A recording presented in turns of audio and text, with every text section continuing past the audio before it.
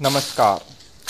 हा पानांचा आवाज ऐकायला खूप छान वाटतो, पण शहरामध्ये या पानांना पालापाचोळा समजून किंवा कचरा समजून तो जाळला जातो आणि जाळल्यामुळे प्रदूषणामध्ये भर पडते. परंतु ही पानं जर तुम्ही शेतकऱ्यांना दिलीत किंवा त्यापासून कंपोस्ट तयार केलं तर या पानांचा नक्कीच एक चांगला उपयोग होऊ शकतो. आणि याविषयी आपल्याशी अदिती देवधर या संवाद साधत आहेत आणि त्यांनी या पानांसाठीच ब्राऊन लीफ ही संस्था सुरू केली आणि एक चळवळ उभा केली.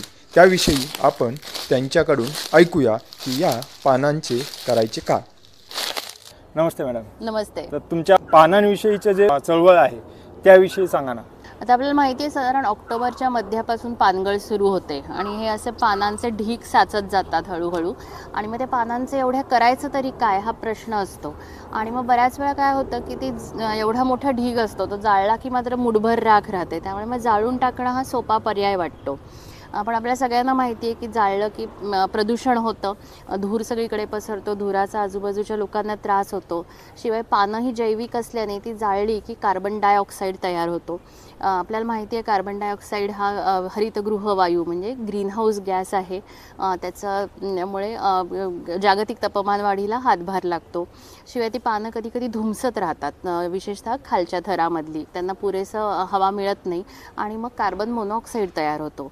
कार्बन मोनॉक्साईडला तर पॉयझनस गॅस म्हणजे विषारी वायू म्हणतात, कारण आपल्या शरीरातल्या ज्या लाल रक्तपेशी आहेत तर त्यांची ऑक्सिजन वहन क्षमता तो हळूहळू कमी करतो आणि त्यामुळे खूप गंभीर त्यातनं समस्या निर्माण होऊ शकतात.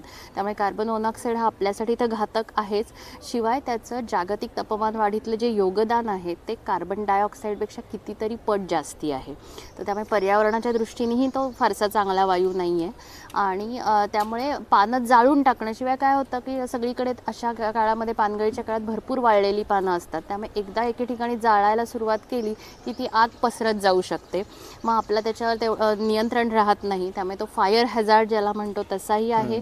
शिवाय आजूबाजूच्या हिरव्या झाडांना त्याची झळ लागते आणि जेव्हा झाड वाढत असतं तेव्हा ते मुळांमधनं पाणी आणि पोषणद्रव्य जमिनीतनं घेत असतं आणि त्यातला काही अंश गळून गेलेल्या पानांमध्ये असतो आणि त्यामुळे आपण जेव्हा पानं जाळून टाकतो तेव्हा आपण त्यातली ती पोषणद्रव्यही नष्ट करतो, जी खरं तर ती जमिनीत परत गेली पाहिजेत.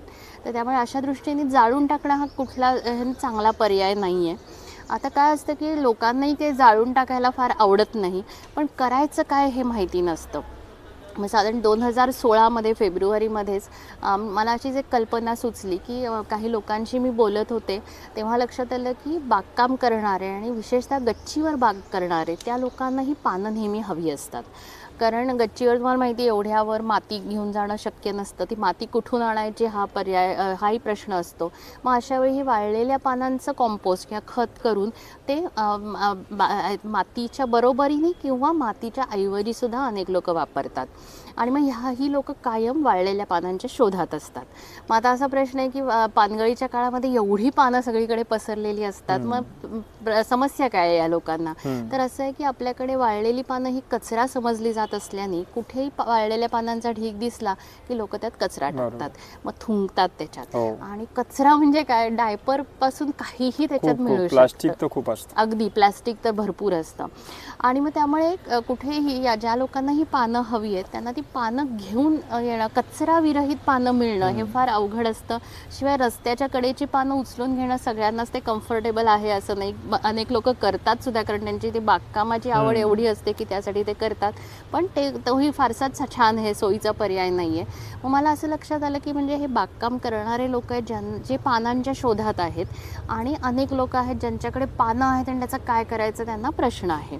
मग म्हणलं म्हणजे हे आपण अर्थशास्त्रात जे म्हणतो की डिमांड सप्लाय, पुरवठा आणि मागणी हे दोन्ही आहे, म्हणजे एकाच शहरात दोन्ही आहेत. फक्त काय आहे की ज्या लोकांकडे पानं आहेत आणि ज्या लोकांना ती पानं हवी आहेत हे लोक एकमेकांना ओळखत नव्हते. तेव्हा म्हणलं ह्या दोन लोकांना जर मी एकत्र आणलं किंवा त्यांना दोघांना जोडणारा असं काहीतरी प्लॅटफॉर्म मी तयार केला तर ते एकमेकात देवाणघेवाण करतील आणि दोघांची समस्या सुटू शकेल. सो ह्या विचाराने ती सुरुवात झाली आणि असा तो ब्राऊन लीफ फोरम सुरू झाला. आणि पहिल्याच वर्षी आम्ही 10,000 पोती पानं अशा तऱ्हेने देवाणघेवाण देवाणघेवाण करून हे केली आणि खूप छान वाटते मला सांगायला की दरवर्षी ती संख्या वाढत वाढते. गेली आणि एवढी पानं जी जाळली गेली असती ज्याचा धूर होऊन आपली हवा प्रदूषित झाली असती त्याऐवजी ती माती जिथे ती जायला हवी तिथे जात आहेत परत. अरे वा. तर त्यामुळे निसर्गात जी चक्राकार व्यवस्था होती ती थोडी वेगळ्या पद्धतीने आपण शहरात निर्माण करू शकलोय. मग आता याला कसं करायचं हे नक्की, तर ब्राऊन लीफचा आमचा व्हॉट्सॲप हा आम्हाला खूप सोपा मार्ग वाटला संवादाचा. आणि मग व्हॉट्सॲप ग्रुप्स आहेत आणि त्याच्यावर ज्यांच्याकडे पानं आहेत ते तिथे टाकतात की आम्ही एक पोतं असं प्रमाण धरलंय की माझ्याकडे किती पोती पानं आहेत असं ते लोक टाकतात त्याच्यावर, कुठे राहतात आणि त्यांचा मोबाईल नंबर. आणि मग ज्यांना पानं हवी आहेत आणि ज्यांना तो भाग सोयीचा आहे ते त्याला प्रतिसाद देतात आणि मग ते एकमेकांमध्ये वेळ ठरवतात की कधी घेऊन जायची. मग यामध्ये अपेक्षा अशी आहे की ज्यांच्याकडे पानं आहेत त्यांना आम्ही लीफ डोनर्स असं म्हणतो. आणि मग ते लीफ डोनर्सनी मात्र काळजी घेतली पाहिजे की त्यांच्या पानांमध्ये कचरा काही येणार नाही. आणि मग मातीची ढेकळं, छोटे खडे आले तर काही हरकत नाही, हिरवी पानं, वाळलेली फुलं ह्या गोष्टी चालतात, त्याला काही प्रॉब्लेम नाही, पण कचरा नको. मग ही त्यांनी घ्यायची काळजी आणि पोत्यांमध्ये पानं भरून ठेवायची. नाही तर बऱ्याच वेळा काय होतं, असं मेसेज येतो की आमच्याकडे खूप ढीग साचलाय आणि कोणी घेऊन जाईल का, तर ते तसं नाही. तर तुम्ही पानं भरून ठेवणं अपेक्षित आहे. आणि ज्यांना पानं हवी आहेत त्यांनी ती घेऊन जायची व्यवस्था करायची. ती लीफ डोनरची जबाबदारी नाही, ती लीफ टेकर म्हणतो आम्ही ज्यांना, जी पानं घेऊन जातात, तर त्यांनी ती व्यवस्था करायची. त्यामुळे शक्यतो एकाच भागात राहणारे जोडले लोक की मग पेट्रोलमध्ये आपण आपलं हे फार घालवायचं नाही, नाही तर मग अर्थ उरत नाही की जाळलं वाचायचं आणि इकडे पेट्रोल तेवढं जाळायचं असेल तर. त्यामुळे जे लीफ टेकर्स आहेत त्यांनी ती घेऊन जायची जबाबदारी हे करायची. शिवाय ती जेवढी पोती पानं नेतात तेवढी रिकामी पोती डोनरला न्यायची, कारण ते सारखं कुठे आणत बसणार, आपल्याकडे काही घरात आता पोती वगैरे नसतात. आणि दुसरं म्हणजे जी वेळ तुमची ठरली आहे ती पाळणं लीफ टेकरनी आवश्यक आहे. त्यावेळी जमत नसेल तर वेळच्या वेळी लीफ डोनरला कळवावं की आपल्याला ती वेळ जमत नाही. ह्या काही बाबी अपेक्षित आहेत लीफ टेकर्सकडनं. आणि ही जी देवाणघेवाण आहे ती सगळी सहकारी तत्वावर चालते, कुठलंही आर्थिक गणित त्याच्यात नाही.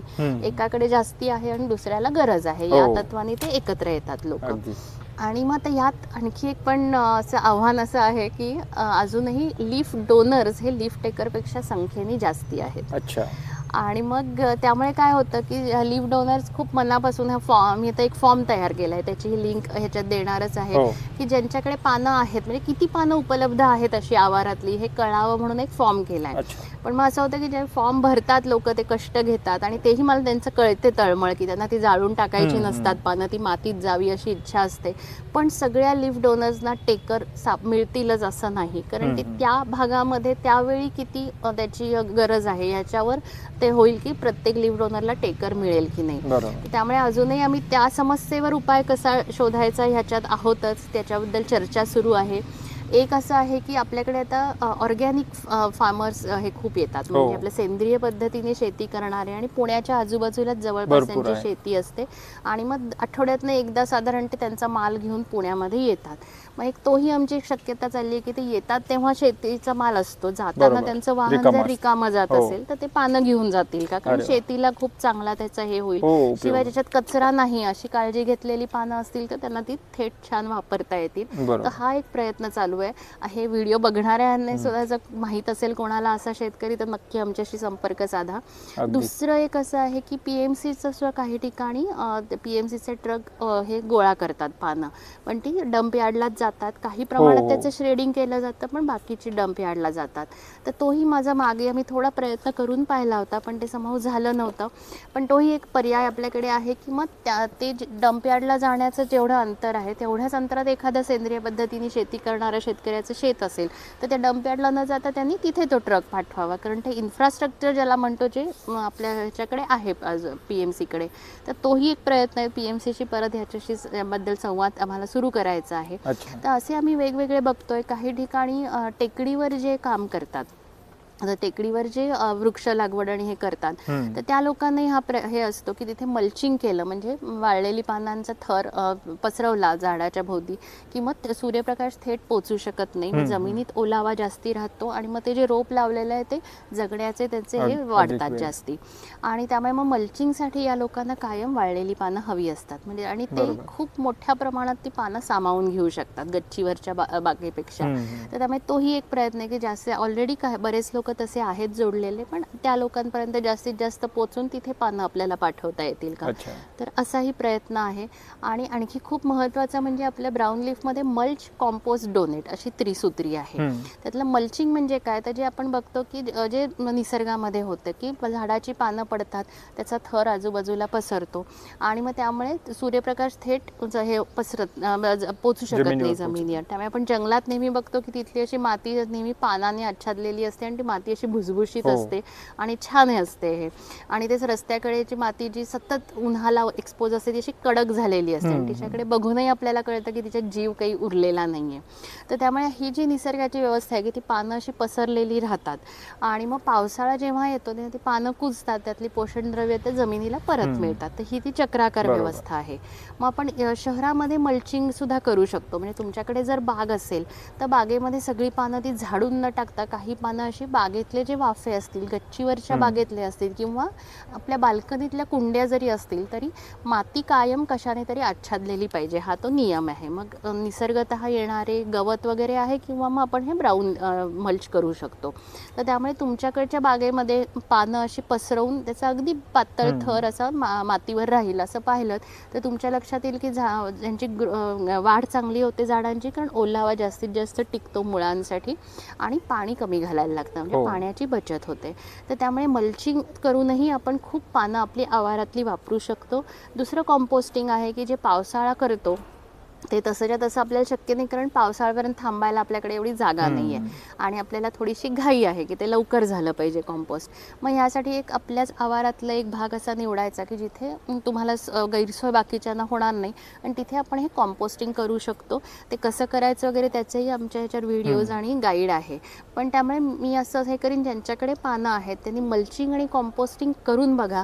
त्यासाठी लागणारं मार्गदर्शन आम्ही करू. आपल्या ब्राऊन लीफ ग्रुपवर खूप अनुभवी लोक आहेत जे सतत मदत करायला उत्सुक असतात. तर त्यामुळे मल्चिंग, कॉम्पोस्टिंग करून बघू. ते करूनही पानं उरत असतील, कारण काही ज्या मोठ्या सोसायटीज म्हणजे 200 झाडं आहेत, मग त्यांच्याकडे हे करून सुद्धा खूप पानं उरतात. किंवा काही कारणाने अगदीच वयस्कर लोक एखाद्या बंगल्यात राहतात आणि त्यांना हे शक्यच नाहीये, तर अशा ह्याला मग डोनेशन पर्याय आहेच. पण मी अगदी सगळ्यांना म्हणजे विनंती करेन की मल्चिंग, कॉम्पोस्टिंग करून बघा. तुमची जर बाग असेल तर तुम्ही बाहेरनं खत न आणता तुमच्याच पानांचं खत वापरलं तर तुमच्याही हळूहळू लक्षात येईल की तुमचा तो खर्चही कमी होतो आणि पानं आपल्या आवारात जिरतात. आणि आम्ही ब्राऊन लीफमध्ये जेव्हा हे सुरुवात केलं आणि मग ब्राऊन लीफ टेकर्स जे होते ते त्यांच्या बागेचे फोटो टाकायला लागले ग्रुपवर की हा कोबी, हा फ्लॉवर, आणि मग ते ज्यांनी पानं दिली आहेत त्यांना थँक्यू म्हणायला म्हणून. आणि मग बऱ्याच लोकांना लक्षात आलं की अरे आपण बाहेरनं खतं विकत आणतोय आणि आहे हे पानं देऊन टाकतोय. आणि मग त्यामुळे बरेच आमचे ब्राऊन लीफ डोनर्स होते ते कमी झाले आणि ते वापरायला लागले आपल्या ह्याच्यात. तर त्यामुळे अगदी तसं करू शकता. आणि असे करणाऱ्यांचे काही ब्लॉग आपल्या वेबसाईटवर आहे, त्याची लिंक मी देते. आपल्या वेबसाईटचं नाव brownleaf.org असं आहे आणि त्या ब्लॉग्सची लिंकही मी देते. म्हणजे कोणाला इच्छा आहे पण सुरुवात कशी करायची, कुठून करायची माहीत नाही, तर त्यांना त्यातून गायडन्स मिळेल. ग्रुपवर तुम्ही आलात तर तो तुम्हाला गायडन्स मिळेलच. तर त्यामुळे मल्च, कॉम्पोस्ट, डोनेट हे नेहमी हे करा की शक्यतो मल्चिंग, कॉम्पोस्टिंग पहिलं, अगदीच शक्य नसेल तर डोनेशन. तर त्यामुळे ह्या ह्यानी आपण सगळेजण एकत्र येऊन काम करू शकतो. आणि आमच्या ब्राऊन लीफचं ध्येय असं आहे की आपल्या देशात एकही वाळलेलं पान जाळलं जाऊ नये. तर सगळे मिळून आपण हे नक्की करू शकू अशी मला खात्री आहे. यस, नक्कीच मॅम. खूप खूप धन्यवाद.